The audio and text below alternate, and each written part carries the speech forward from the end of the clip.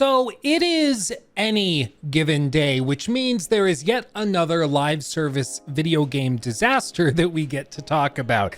And today we get to talk about one that's not even out yet. What makes this story all the more tragic is that it's coming from one of my favorite developers of all time, Rocksteady. These are the guys behind the Batman Arkham series. They made Asylum, City, and Night, while Batman Arkham Origins was developed by Warner Bros. Games Montreal, the same team that put out Gotham Knights last year. I love the Batman Arkham games. I think they were really unique for their time. They still play well today, and I will fight anybody on Batman Arkham Knight still looking like a top-of-the-line game graphically today. I mean, seriously, if you look at clips of Batman Arkham Knight, I think if you announced that game, released it today, people would say it was one of the best-looking games of the year.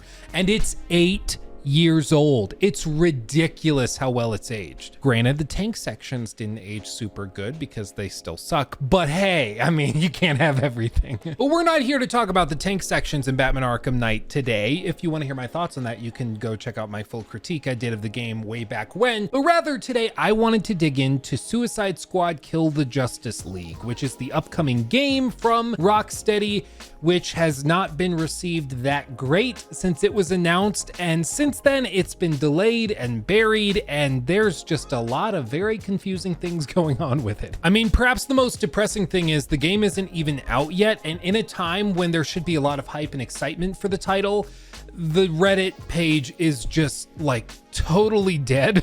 There's like barely anybody talking about this game. And again, this is from one of the most accomplished developers in the history of gaming, and this game has somehow been announced, marketed with millions of dollars worth of advertisements and forced trailer plays on Twitter and TikTok and stuff, and it still has garnered almost no interest. So what's going on with it? Rocksteady announced that there was going to be a Suicide Squad game announced and shown off at the DC Fandom all the way back in August of 2020. Now, I and many of you heard this and were excited, especially because the posters they had put up were of what appeared to be Superman and maybe with some distortion. So, oh, mixed with Suicide Squad. Okay, this could be interesting. And then it's also, the logo kind of looks like a bullseye. So maybe we're going to be fighting against Superman. I like it. And honestly, this trailer wasn't that bad. It was certainly cinematic. Their approach was to frame this as a narrative experience. And we had already heard rumors at this point it was going to be co-op focused, and it was about multiplayer and probably a live service game. And that was a bummer, but I mean, honestly, this trailer looked really good. And so while people were not thrilled that this is what they were working on, it at the very least looked like it could end up better than expected. You know, it didn't seem like this was going to be a Marvel's Avengers situation, because it looked like a really high production value narrative Avengers game, which I guess now that I'm saying it out loud is precisely what the Avengers game was supposed to be. And we all know how that ended. In case you didn't hear, it was delisted and you can't even buy it on digital storefronts anymore. So like if you go to Steam or Epic or wherever and try to buy the Avengers game today, you can't do it, which is crazy. Like it didn't just die as a game, it was like Thanos snapped out of existence. Oh man, what a tale that is. The point is, I think this actually showed pretty well, even though it was like a cinematic trailer, and we all know you can't really do anything with cinematic trailers. They don't tell you effectively anything about the game other than rough theming and stuff like that. But overall, it was a cool trailer, and then this big reveal with Superman and watching him melt a guy was pretty trippy and cool, and I think got us all at least interested in seeing more. We might not have been sold on the game, but we were intrigued. And as we all know, gamers did not retain that positivity that they started with. After just a few short months, we started finding out more about the game. We saw a lot of concerning revelations, and in addition to typical delays, which became commonplace in the post-COVID era, every new piece of information we got about Suicide Squad Kill the Justice League seemed tailor-made to make gamers less excited. And this really is the tale of Suicide Squad Kill the Justice League. It really is like a speed run in killing the hype for your game and for an entire studio. It really is masterful. For one, there were the rumors for years before the Suicide Squad game was revealed that Rocksteady was actually working on a dark and gritty Superman game with the engine and tech and combat systems they had developed for Batman Arkham Knight. And then of course we saw Suicide Squad and it was revealed that that wasn't the case. After the fact, it would be reported, though as far as I know, Rocksteady themselves have not confirmed, that they did in fact build a prototype of a Superman game, presented it to executives at Warner Brothers, and Warner Brothers turned it down. So for whatever reason, they worked on it. The rumors were half right, at least, that they worked on it for a bit, but then it was shut down and they were encouraged, perhaps under threat of punishment, to make this live service games as a service monstrosity, which you guys know how I feel about single player developers that are amazing and industry leading being forced to make live service games. It is, I think, a plague on the industry, seeing studios like Rocksteady or Naughty Dog forced to make live service games is just a travesty as far as I'm concerned. And unfortunately, it means we go years and years and years and years without the next entry in those single player narrative experiences that we all love. And instead we get a couple of garbage games as a service titles tossed in between, which to me is not a great trade-off. You know, it's like when Todd was like, oh, I'm sorry that you have to wait so long for another Fallout game, but hey, at least you have Fallout 76, right? Like, you're welcome. You should be thanking me, right? No, Todd. We just want Fallout 5. That's all we want. God damn it. Yes, I have a cutout of Todd Howard. Come at me, bro. So after this, some more time would pass, and then we'd get another trailer, in this case in late 2022, where we saw a little interesting reveal with Batman being present in this game, and specifically the revelation that Kevin Conroy was going to be voicing Batman in this game, which if you're not familiar, he's a legend in the DC comic book universe. He's voiced Batman in so many different things, whether it's TV shows or the Batman Arkham games. And unfortunately, he passed away back in November of 2022. He had been battling cancer for a good long while, but his voice is going to be present in this game. He will be reprising the bat suit one last time in this game, and that, I think, was interesting to some people. They were hoping that this would be a cool send-off for him. However big his role in the game is, we're not really sure. And perhaps most interestingly, this trailer is very dark and gritty. It definitely is trying really hard to be funny. It's got, you know, that Marvel-esque writing where they are trying really hard to be witty and charming, and sometimes it works and sometimes it doesn't. I don't tend to respond super well to this kind of superhero flick, which is why I've kind of checked out of superhero movies recently, but I will grant you, millions upon millions of people love this kind of thing, which is why those movies are still freakishly popular. So just ignore my position on this. I'm just letting you know how I personally feel. And I mean, come on, look at that Batman reveal. That's awesome, with like the Arkham Asylum intensive treatment thing behind him. Oh man, that's a good reveal. But as time went on, we started getting trickles of gameplay. We got some gameplay in 2021, which was not super thrilling. 2022, we got some more. And then the big reveal in early 2023 of gameplay really screwed them over. What had been revealed is that this is basically a co-op shooter with a focus on purple, lots of purple, and also like fast movement and pivoting quickly and angling stuff.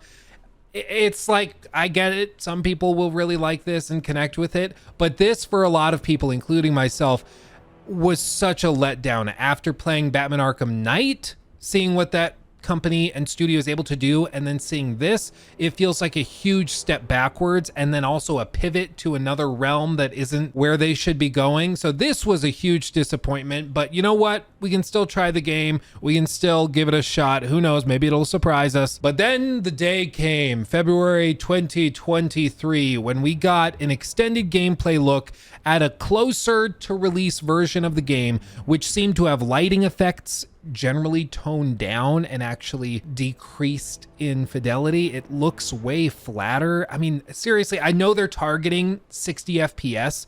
I get that, but I can't help but feel that this looks significantly worse than Batman Arkham Knight 8 years ago. I mean, again, almost a decade ago, I feel like Rocksteady was putting out better looking games than this. And to be fair, not everything is about graphics. Not every game has to be stunning, brave, and beautiful. You can have games that are kind of in the graphics department so long as they're fun. That's totally okay. But when you've seen what the studio can do and then they walk it back, you can't help but feel like something's gone wrong, and you also can't help but feel a little bit disappointed. And that's where I'm at. I know Rocksteady is capable of much better than this, so seeing it is just like a little jarring. It doesn't feel right. It feels like they can do better than this, you know? It just, again, contributes to the impression that this game represents a failure for the studio, a step backwards in terms of their progress as one of the industry's leading developers.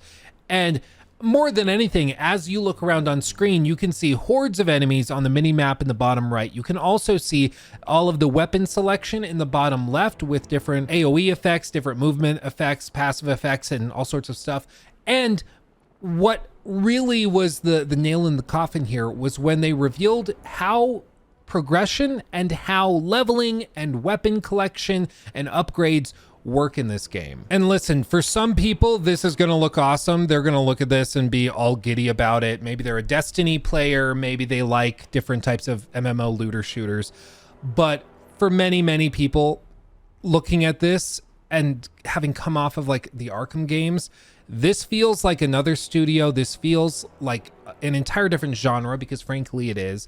And seeing that everything is about the small 5.5% grenade drop chance, and then plus 10% XP, and then 5% ammo gain from melee hits, and then shield harvest damage bonus percentages and stuff. It's just very micromanaged. And while some people love this kind of thing, I don't think it's what Rocksteady fans were looking for. And this is perhaps the most important thing with all of this. Like, Suicide Squad Kill the Justice League could be an amazing game. It could. And I want to be very clear. We're looking at stuff from the perspective of fans of Rocksteady games from years past. However, for like fans of Destiny games, or if you really love the Avengers or something, this looks like a dream come true, and you could really enjoy this, I'm sure, for dozens upon dozens, if not hundreds of hours. However, Rocksteady has built a community of fans that have come to expect a certain type of game, a certain narrative style, and this is almost antithetical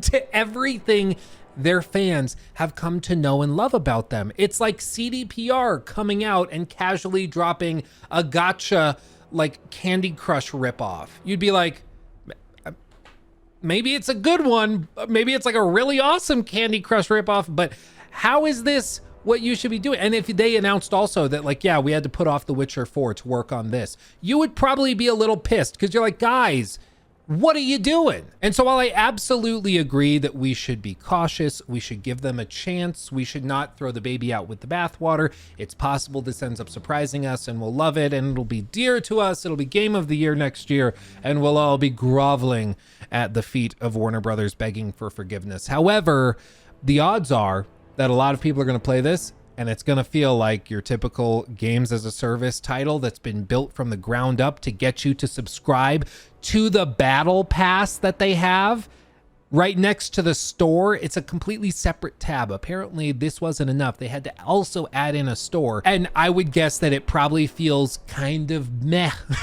And as I've said a lot of times before, in the context of businesses trying to appeal to their customers and sell a product, perception is more important than reality. If the perception is that a business is putting out a lazily thrown together product that's just a cash grab, even if that's not actually true, even if the product is amazing, you have to deal with the perception. The business has to overturn that perception, because that's what's going to dictate sales and revenue and profitability of the project.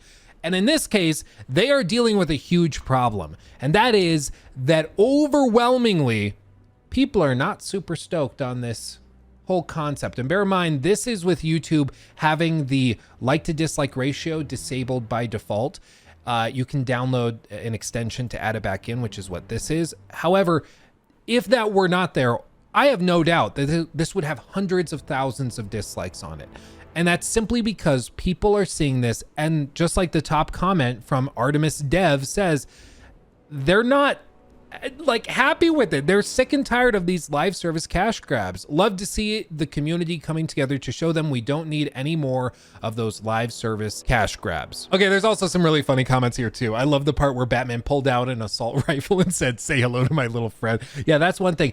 The whole game, like all of the characters rely on like these big assault rifles and machine guns and stuff, because you can tell they were like, we need to build these systems around adding perks to your weaponry. And so everybody will get like a melee attack, but we also need everybody to be able to move in roughly the same way. So everybody's going to have this big leap or swing or something like that. So everybody kind of plays the same with a different coat of paint, just like in Gotham Knights. And I mean, again, I wouldn't be that stoked for it. And perhaps this is a really good summation of this. This game has almost everything we hate about modern gaming. And when that's the takeaway from your community, from your supporters, from your fans, you're in trouble. You're in big trouble. And it begs the question, how did they not see this coming? How did they put this out and expect us to like it? Well, that assumes that they did not see it coming and that they did expect us to like it, which I don't think is actually the case. I think they knew that this was going to be received this way, at least the devs did, and this was probably something coming from on high within the Warner Brother executive offices. You see, all the way back in October of 2022, the founders of Rocksteady announced that they planned to leave the studio at the end of 2022. And when did this hugely negative reveal of all of these gameplay systems come out? February 23rd of 2023. Just 2.5 to 3 months after they left the studio is when the public perception of this game took an absolute nosedive. And that makes me wonder if the founders of the studio realized after all this time that this was not something they wanted their name attached to, and they were going to move on to other projects. Bear in mind, they're not retiring. This is not like Pete Hines stepping away and retiring because he's kind of done what he needed to do and moving on. This is them moving on to another project in the game industry, potentially even starting a new studio altogether because they're not happy with Rocksteady or how it's being forced to be run by Warner Brothers executives. But after all of this, surprisingly, or perhaps not so surprisingly, Rocksteady announced that they were going to make the tough but necessary decision to take the time needed to work on getting the game to be the best quality experience for players. I guess just polish it. Thank you to our amazing community for the continued support, patience, and understanding. There's so much more to share in months ahead, and we look forward to seeing you in Metropolis next year. And it was delayed to February 2nd of 2024. Now, immediately people got kind of hopeful that maybe they were going to rebuild the microtransaction system, rebuild the battle pass, make it less games as a service-y, if that's a term. And honestly, from everybody I've spoken to who's ever worked in game development, they've all said that that's just not how this works. They can't rebuild the foundations of the game in 9 months, which is what this delay constituted. So most likely they honestly are just trying to, I guess, polish and make it run better. So at the very least, it can look the best it can while running the best it can. And if people have problems with it, at the very least, it won't be related to graphics or performance issues, which I guess is a good thing. But in all honesty, we should expect this game when it launches on February 2nd of 2024, which I think is probably the final launch date. I would expect it to be the same game that was revealed a year ago, 2 years ago, 3 years ago before that. Like, I don't expect it to really change that much. I just think this is an instance of a game that was greenlit and being built to try and maximize profitability and revenue, just like Fallout 76, just like Redfall, just like The Avengers, just like The Last of Us, Factions 2. Jesus Christ, there's a lot of these games. And it makes you wonder, when are executives gonna realize, hey, maybe spending like $150, $200 million developing a game that literally no one wants, maybe that's a bad idea. Maybe we shouldn't do that. I mean, it reaffirms the idea that, like, people who make big decisions like this, the big corporate bigwigs that greenlight this stuff, they aren't gamers. They don't talk to gamers. They have no interactions with them. All they see is that Fortnite make big money buck. And so I want to make big money buck like that. I greenlight game that make big money buck if people like it. And then they reveal it The studio's been telling him all along, this probably isn't going to be received super well. The studio founders leave because they're braced for it and know that they don't want their baby to be known for this. So they leave before they have to see it get beat up by the public. And then it's revealed, it's received terribly. Everybody's hating on it, saying it is representative of the worst parts of the gaming industry. And they act totally baffled. And so they decide to delay it and hope people, I guess, forget how much they didn't like the trailers and the gameplay reveals and stuff. It's so stupid. And maybe one day they'll snap out of it. Maybe one day we'll see studio executives learn that this is just not how you do it. But we're still seeing it. I mean, Jim Ryan, who is set to retire at the end of this year from his position as the CEO of PlayStation, he has doubled the production budgets for PlayStation Studios.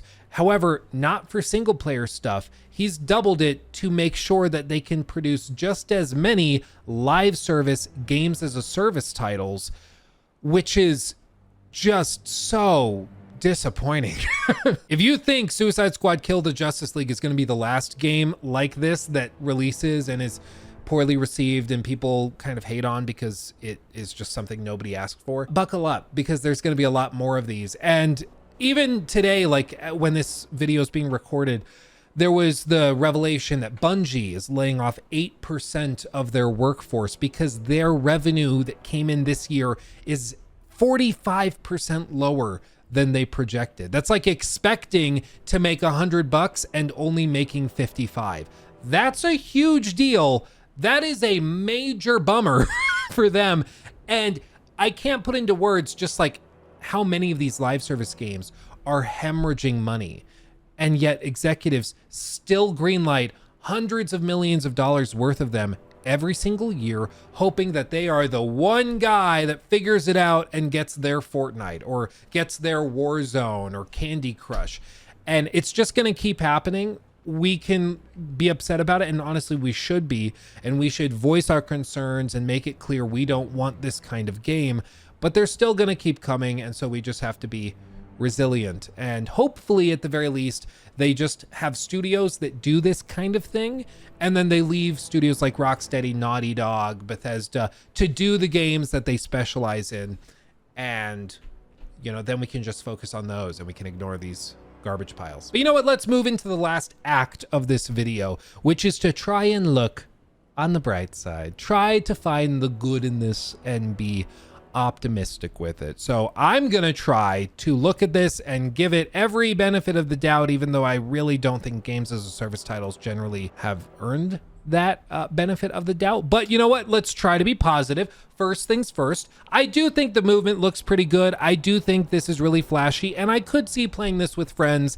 and having a good time. There are some quirks, there's some okay, the weak spot stuff, I was gonna point out the weak spot stuff looks super stupid, but I'm trying to be positive. Okay, positivity, let's keep going. So back during the PlayStation State of Play, when they showed a lot of this stuff off, they had interviews from Tim Hannigan, the technical director. They also had interviews with the studio founders who no longer work there, which I thought was really just really funny. But they show a lot of stuff that does look good. These narrative sections, I think, are the strong suit. I think this is where the game is going to be made or broken. I think this is what's going to sell it or cause people to ignore it if the story doesn't hold up. So I think they should double down and focus on that. The sequences we've seen with like Batman, the really dark and gritty stuff that keeps up with what Rocksteady is known for, that I think looks great, and I think that they should double down on that and really try to let that take the focus. Every time they show gameplay sequences like this,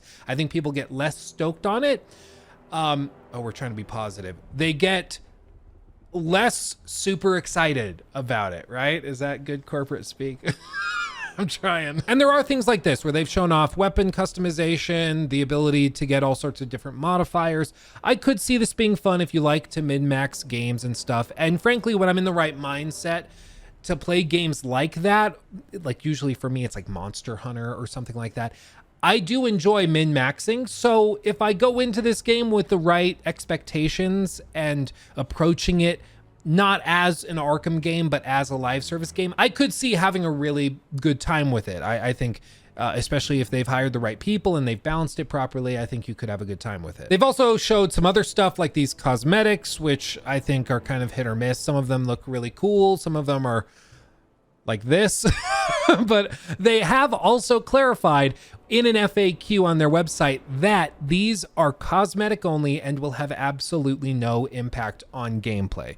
They've said that the battle pass will be comprised of cosmetic items. It is not going to have gameplay effects. So if you pay 20 bucks for this skin, it's not going to give you all sorts of extra gameplay perks when playing in co-op. It's not pay to win. They've said it's purely cosmetic if you like that sort of thing. Otherwise, you can just keep playing for free until they bring like new characters, which they've already said they're going to do, where they'll bring like a 5th playable character and then a 6th, and hopefully they just keep bringing them, that you'll probably end up buying for 15, 25 bucks a piece or something egregious like that, which brings new suits and new capabilities and weapons and damage outputs, and it probably breaks the game for a bit, and they're super powerful, so everybody goes and buys them, blah blah blah. We've seen it play out 1,000 times before. All right, positivity. There's more playable characters on the way, which means more fun playing to be had for 20 bucks or 25 bucks or 15 bucks, whatever it is. I mean, yeah, you already paid 60, 70, 80, 90 dollars for the game, but you know, you can play as more characters if you pay like a quarter of what you already paid for the game. No, positivity, Luke. It'll be my fun. It'll be good fun. Oh, that's funny. I was so bedeviled by that. I hit the wrong scene on my scene switcher. This is like an old one from when we were live streaming on this OBS. I'm breaking stuff. I'm trying to be so positive. And one of the other things that I don't think has gotten much attention is the discussion of the open world, navigation of that open world. They've shown things like this, which are big arenas basically to fight enemies, but it's not clear so far if this is what the game's going to be, just loading into different arenas, or if there's an element of open world exploration, or if, you know, going to different zones brings different challenges. We just don't frankly know. The only stuff they've shown makes it look very reminiscent of like the Avengers game, where you would go to different little arenas and maps, and then after that's over, you load back out, just like your typical extraction shooter or, you know, looter shooter with different segmented levels.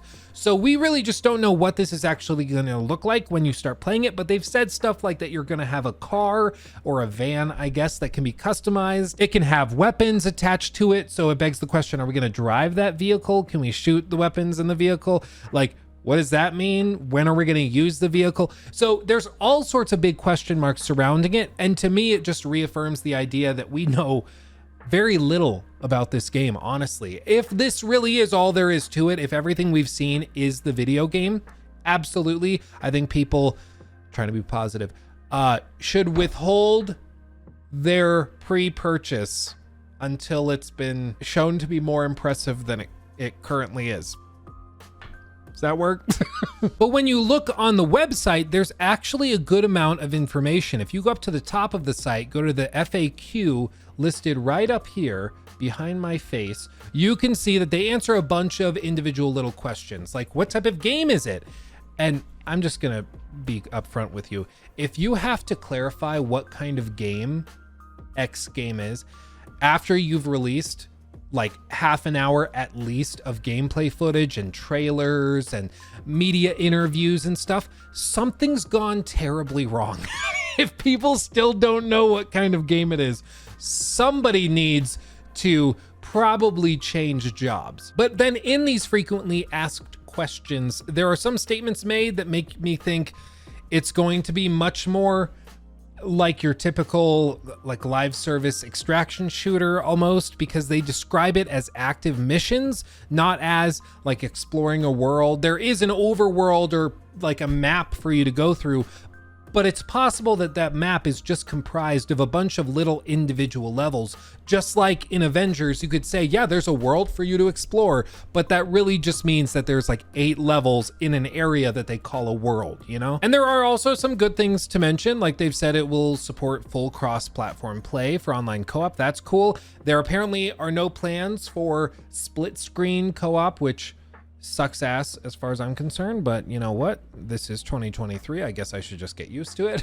They say it can be played solo if you want or via online co-op. We've seen some segments of this. Basically, if you try to play it solo, there still will be 4 people on the mission. It'll just be that 3 are controlled by bots or filled in by other players that are match made automatically for you, at least in theory. So again, pretty standard for your type of 4-player co-op live service game. A downside is that it will be an always online game, so you will always need to be connected to the internet. However, you will only need a PlayStation Plus or Xbox Live Gold membership, or I guess Game Pass membership. I don't know how it works nowadays, in order to play via online co-op on that platform. So if you're playing single player, you shouldn't need those, but you will still need to be connected to the internet. And then of course they have to clarify that the game will not have loot boxes. And the reason they had to clarify this is because Warner Brother games are the same publishers that were behind many of the most egregiously monetized games in recent memory. Probably the most damning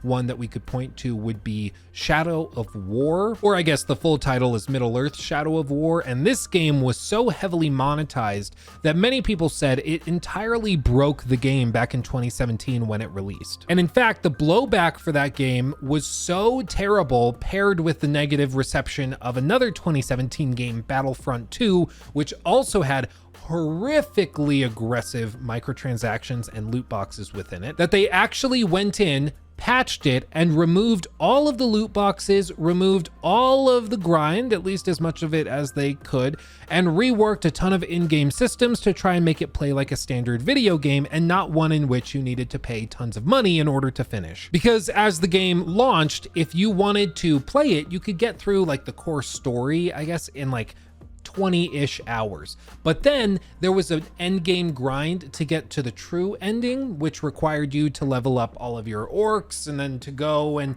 like maximize their loadouts, give them legendary stuff and all this craziness. And it just so happened that they sold loot boxes with legendary orcs within them so that you could skip a lot of that grind. Many people reported that you needed to spend hundreds upon hundreds, if not thousands of dollars to get to the end game without spending 60, 80, 100 hours grinding. It was ridiculous. And so naturally, when people see Warner Brother Games titles now, they look at them cautiously and skeptically, not giving them the benefit of the doubt until they've demonstrated that they are deserving of that benefit of the doubt. This is precisely the reason why I was very skeptical of Hogwarts Legacy, which released earlier this year. Being published by the same guys, I thought, this is a Harry Potter game. Surely they're gonna milk this thing for everything it's worth. And shockingly enough, they didn't.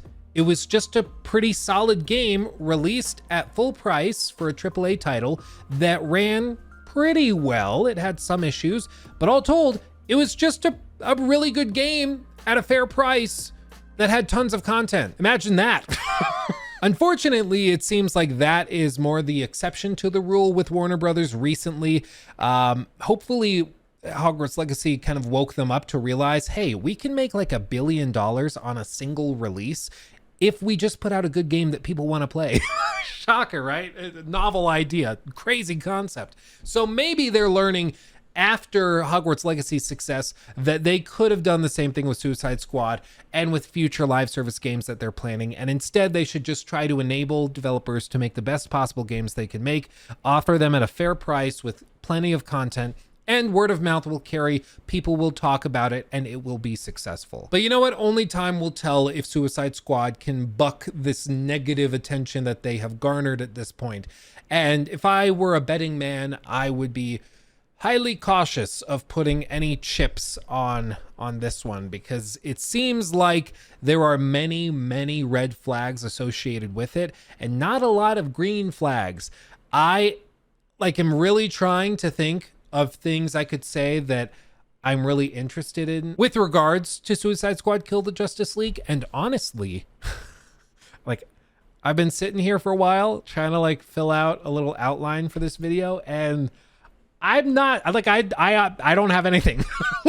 I could say Harley Quinn looks funny. You know what? Some of the cutscenes look interesting, but every time I have something like that to say, it's countered by like 2 or 3 negative things that stack on top of that. I can say, oh, the cutscenes look kind of dark and gritty and cool, but then there's also a bunch of other cutscenes that are kind of cringy and also don't fit tonally with that. It's like the Suicide Squad movie with Jared Leto, the first release, all over again. And so that doesn't work. And then you go, well, you know, sometimes I could say like maybe the combat looks interesting, but then you see tons of other clips of the combat that look super stupid. The big purple glowing weak points straight out of 2007, which I will grant you was a good year for gaming. But frankly, in comparison with 2023, a lot has changed, and a lot of those things we did back in 2007 are not viable now. It's just outdated. So every time I think of something positive to say, it's countered by a bunch of negatives. And regardless of whether you agree with everything I've gone through in this video, regardless of whether you think that this is just as concerning as I do, or it has just as many problems that I think it has, you've got to acknowledge that the public perception of this game is extremely, overwhelmingly negative. And if Warner Brothers and Rocksteady want to stand a chance of any success with this title, they have got to address it somehow. I'm not sure how, but I mean, they've got to, they have to win us back over, because right now everybody is just like waiting for this game to flop. I guess the last little segment of this video could be, what would I do to save Suicide Squad Kill the Justice League? And you know what? Let's try it. Step 1, hire Idris Elba. Step 2. Like I mentioned earlier, I think the cutscenes are actually generally compelling and interesting. And that's when the reception has been the most positive. When they release something like those Batman cutscenes, or they release a cutscene that's kind of quirky and has dark humor, that type of thing I think could sell the game. So the new marketing campaign, I would make sure focuses on the narrative and cutscenes. Step 2, I would really try and push that this is not a game that's being filled to the brim with microtransactions, because that's the perception. And maybe it is in fact filled to the brim with microtransactions. We don't really know yet. But the fact that you have a battle pass and an in-game store, and the game at that time was still a year out from launch, was pretty concerning. I've been to preview events for games from like Ubisoft, for example, or EA, that are less than a year away from launch, and they don't even have the in-game stores implemented into the UI yet. They're like, yeah, on your gameplay, there won't be a store. You feel free to tell your viewers that there will be an in-game store, but we just don't have it built yet because we're so far out from launch. They were at least a year out from launch when all of these reveals took place and when these leaks happened and everybody saw all of this stuff. And they had already put in the battle pass and the store, which really tells us where priorities lie. So for their new marketing campaign, I would say that they should focus on things that are generally considered to be pro-consumer. And with a pro-consumer focus, this could take the form of perhaps offering a bunch of DLC for free. We saw that with The Witcher 3, where I believe they sent out 16 pieces of DLC for free. Some of them were very small, some of them were quest lines and stuff. But at the very least, offer things that give the perception, at the very least, that you're not trying to milk your customers for absolutely every penny that they have, which seems to be what Suicide Squad Kill the Justice League is built around. But you know what? Prove me wrong. Thirdly, show some new damn stuff. Everything that we know right now has basically just been a copy and paste of sequences we've seen before, barring the cutscenes. Like, all of the combat encounters look pretty much the same. All of the swinging and shooting and weak spot targeting, all of it looks the same. And I understand sometimes it's at night and sometimes it's in the day, but to the player, it just looks like the same mission over and over and over again. And I will grant you that this assumes there is more to the game. Maybe there honestly isn't. Maybe this is in fact all there is and there is no new stuff to show. But we know, for example, that whole vehicle system that is in the game, we know for a fact there is a vehicle system where you can upgrade it and customize it, but we've seen next to nothing about it. Show us how that works. Show us how exploration works, what your average like run of a chapter of the game is going to look like. Show us what the game actually is, because to this day, people still are not really sure. And maybe that leads us into number 4, which is, I think, something that could be very useful, which is a preview event, whether it's with like a demo for the public, or even just allowing certain creators or streamers to play the game for an hour or two. If the game really is good, let the players see it. This is one of the things that I will grant you is not necessarily a given, which is that, you know, this only works. Number 4 only is worth doing if in fact the game is good and is worth being shown to people. So maybe it's not. But if the game really is good, and if the developers, some of which I'm sure are going to be seeing this video, if you really do believe that this is a compelling game that people just are not giving a fair shake, let us give it the fair shake. If you want people to buy this game and not have a negative perception of it, you need to change it by making the perception positive. A great example of this happening recently was with that Ubisoft game Defiant. This was a game that everybody assumed was going to be terrible. I mean, the first reveal for this game back 2 years ago in July of 2021 was so negative that Ubisoft actually canceled this version of the game, stripped off the Tom Clancy name to it, and rebranded it as just Defiant. They totally put their tail between their legs, walked away, tried to figure out how the hell to save this. And eventually they gave players access to it. They gave streamers who are familiar with Call of Duty games and old school shooters like that, and they let them play it. And guess what? They actually kind of liked it. They thought it was actually pretty good. Movement felt great. It felt really tight and cohesive. And so they got stoked on it. And then everybody else came in and started playing it and being like, oh, this is actually pretty good. And the public sentiment around the game turned around. Recently, it was delayed to give them more time to get away from these other big releases this year. And now it looks like they're coming out, I believe, this coming summer, but we'll see what happens with it. But the point is, they went from being a laughingstock that everybody was mocking openly to being a game that people were actually trying to keep an eye on in the span of just about a year, because they gave players access to the title. And influencers, as much as I hate that term, they can actually influence the public on their perceptions of certain things. And if influencers that people respect and value the opinions of like a product, the odds are that the public will start to change their opinion on it as well. Like if you watch every single thing that, say, Tim the Tatman or Nick Merckx or Dr. Disrespect does, and they happen to really like the new Call of Duty, or they really like Apex, or they really like Defiant, or whatever game you're looking at, that most likely will lead to more popularity for the game, because their viewer bases will then go try the game for themselves and see if they like it once and for all. That's what needs to happen with Suicide Squad Kill the Justice League, because right now everybody just assumes it's a foregone conclusion that it's going to flop. And in fact, I did a video on this game on my live channel, again linked below, where we did a segment on the stream talking about a lot of the stuff that we've talked about here. And we went through it, and one of the most shocking things about that segment on the stream was just how many people had totally forgotten about the game. They were like, oh yeah, I thought this was canceled or came out already. I just totally forgot about it.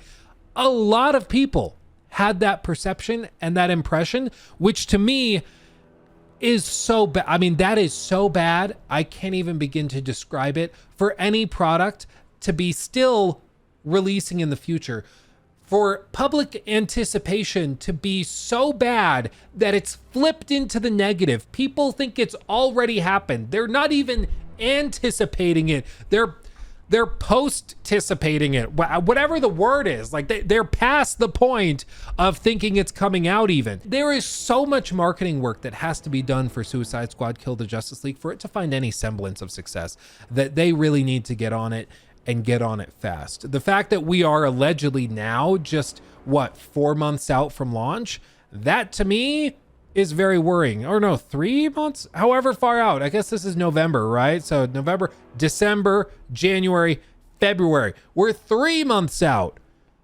Counting's hard. I'm a YouTuber, don't at me. We're 3 months out, and they have made little to no progress on winning over their customers and their own fans. Like I said at the very top of this video, what kind of pushed me to make this was just how sad and pathetic the subreddit currently is. It is tragic that this game is from a world-renowned studio. People love it dearly, and yet there's little to nothing going on with it. Like almost nobody's talking about it. And if we go to like the Batman Arkham subreddit, it's more active than this one is. Like people are actually stoked on it. Like what? Like this is crazy. I mean, these posts are hours old and have 1,000 upvotes. And on the Suicide Squad one, which granted is not like a major official one or anything, hasn't been around for super long, they're barely getting posts in the dozens of likes. You know, it's just not even close. But you know what? We got to wrap this video up. My 2-year-old just came to visit. This is Lachlan James. Can you say hi to everybody? Hi, everybody. Hi, everybody. He's going to help me close this up. I hope Suicide Squad turns it around. I hope this game's awesome. I would love for it to be great because I would love another great Rocksteady game. Who wouldn't? But they have so much work to do to win people over. At this point, like, I'm not even, if 0 is like undecided, 100 is I'm buying this game for sure, and minus 100 is I'm staying away from it, I'm like minus 150. I am so far beyond the point of just being done with everything they've shown that they have to really work on winning me back over. And I think a lot of people are in the same boat. Aren't you? Are you feeling the same way? I also about this. Exactly. That's my thought exactly. Well put. So we'll see. I'm going to be watching the game with eager anticipation. After this video, I probably won't get invited to any preview events that Rocksteady has, but you never know. If you like the video, like it, subscribe to get notified when other videos go up. And if you want to see more deep dives into games that have either released or are upcoming similar to this video, let me know in the comment section. I'm always down for feedback and I'd love to hear your thoughts. Well, with that, we are going to go have some dinner and hang out. Okay. Do you want to play some games? Okay. Okay. Watch some Bluey? Yes.